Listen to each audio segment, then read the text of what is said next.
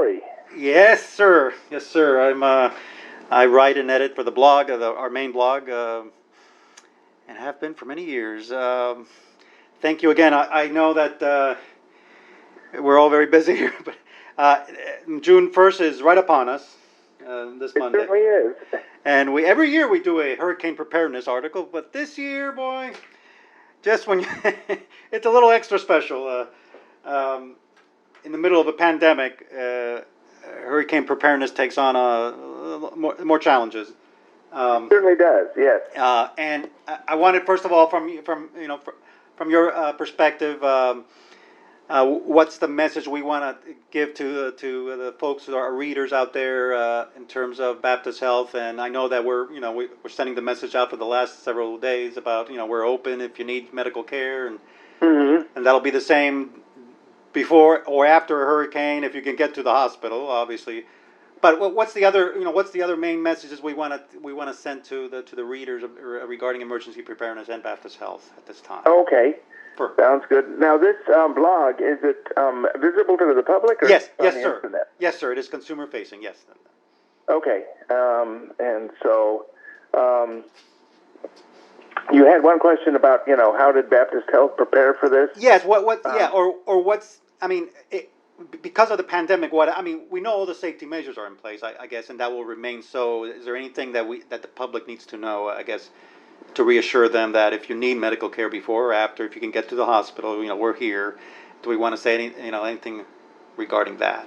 Well, I know that supply chain has been working very vigorously to get us PPE through the pandemic, and they have been anticipating that, with hurricane season coming, that there may be some logistic interruptions of deliveries to us, and so they've been trying to get a bit ahead with the PPE so we don't run short of that following the hurricane, so that we keep our supplies up.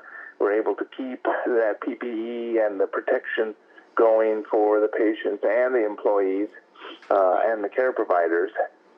And then as far as what we should recommend for people and employees is that I have been following the county's steps for the pandemic, the COVID response, and that they have been rethinking how they're doing the evacuation centers.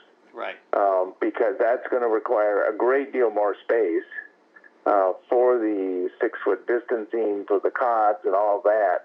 So they've been looking at expanding areas they're going to be using high school gymnasiums because that's going to require a lot more space to keep people distanced.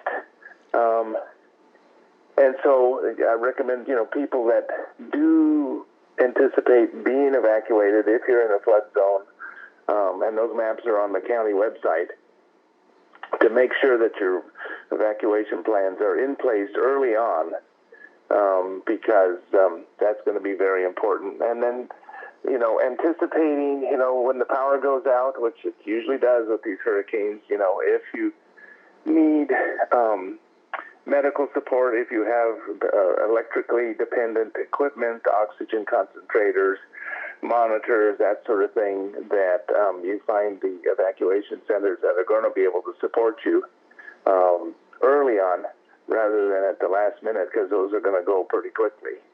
Right. That's a great point. If you need electricity for medical reasons, we hope the evacuation shelters would have backup power. Anyway. Right, because the one thing I've noticed working in the ER is that home health has become a fine art. Right. And they're more and more being able to keep people at home with life vests, which are defibrillators, but those require a battery that needs a nightly charge, and other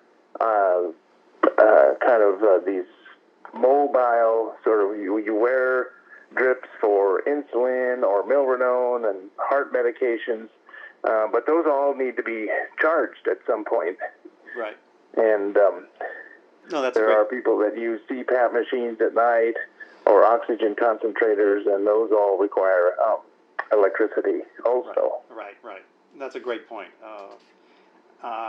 Anything else? I guess I know I spoke with Luis Collado too regarding. Oh, good. Yeah, And he's a he was, perfect person. and he brought up the same Ideas. point. He brought up the same point you did about having a shelter plan if you can't be at home or you know you're in an evacuation zone. Make sure you have a family member or a friend you can stay with as a backup in case your community shelters are run out of space. I think that's a great point.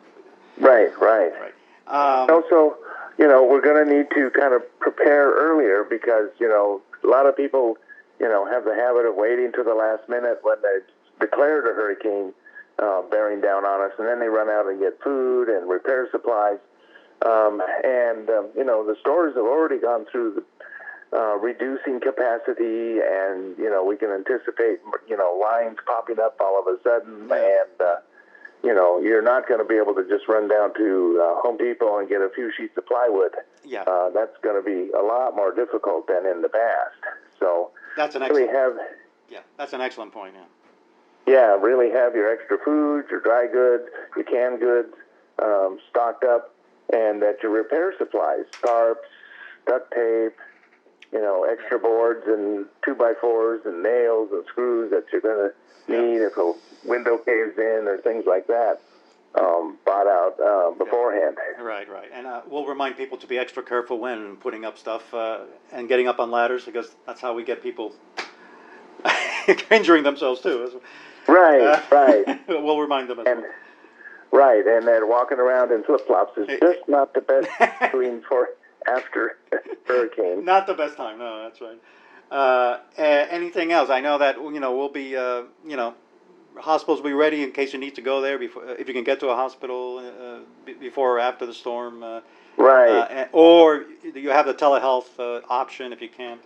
Right, the telehealth option is good. And then just kind of a bit of experience we gained from Irma when I was working in the ER. There were so many people that went outside in the dark that fell over debris, hit their heads. They had subdural hematomas. They didn't have adequate flashlights. Just to really make sure they've got good flashlights if they go out. Because so many times elderly people would go out, they'd hear something crash, walk out, and they trip over a branch and bang, hit their head on the sidewalk. That is almost my number one is flashlights and batteries because you know the power's going to go out, and obviously you need food. You know, food that doesn't go bad, and you know that don't require refrigeration and water you can get right before the storm anyway. But batteries and flashlights are number one on my list. Yeah, no, for sure.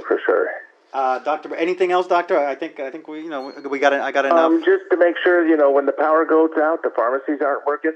So have sure extra medication stockpiled, so that their prescriptions aren't running out the day of the hurricane, and they got to try to run to the pharmacy, which isn't open, and that sort of thing. Particularly with the older folks with their high blood pressure and their cardiac medications. The transplant people with their immunosuppressants, and the diabetics, it's got to stay on their medications. Right, excellent point. All right, Doctor, thank you very much. I will put together something hopefully by tomorrow, and then I'll send it to both you and Luis Collado, just so you make sure review what I said. I'm also going to include stuff from the CDC. They have a great page for hurricane preparedness. Right, and one thing that was brought up at one of our meetings was. And Christine was at the meeting too. Was the A/B shifting that employees do? They put it out there for all the CEOs to kind of chew on. Yeah. But the question of whether families would be allowed in the hospital is up in the air. Yeah, I know. I'm going to stay away from that. That's more like an internal thing. Yeah, we'll just keep it to the public what they need to know, that kind of thing. Very good. Great, Dr. Brake. Thank you very much. We'll be in touch. Thank you very much. Appreciate it. Okay, sure thing. Take care. Bye.